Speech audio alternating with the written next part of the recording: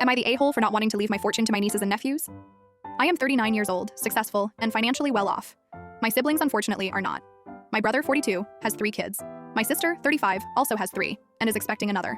My youngest sister, 28, is married and pregnant, but she is not involved in what I am talking about here. Our parents raised us believing that money does not matter, and that all you need for a happy life is a marriage and many children. Being poor and having lots of kids was somehow glorified, probably because they lived that way and wanted to convince themselves they hadn't made mistakes. I never bought into that idea. I always knew I did not want children. I focused on my career and achieving success. Today I have my own house, amazing pets, and a loving boyfriend. My family, however, seems to think there is something wrong with my lifestyle. My parents often comment that my 5-bedroom house is empty without children running around. My siblings often call me selfish for not having kids and enjoying my life. Despite criticizing me for being selfish, they do not hesitate to ask me for money. My brother and sister have asked me to help pay their bills. If it is something serious, like clothing or school supplies for their children, I am willing to help. But I always refuse to give them money for amusement parks or luxuries. I also paid for my parents to stay in a high-end senior care facility because I felt I owed them that. However, it upset me that they praised my siblings for having children, and wished I had done the same as if I were the biggest disappointment in the family. For this reason, I have distanced myself. I only call or visit my parents to check on them without letting them be part of my life.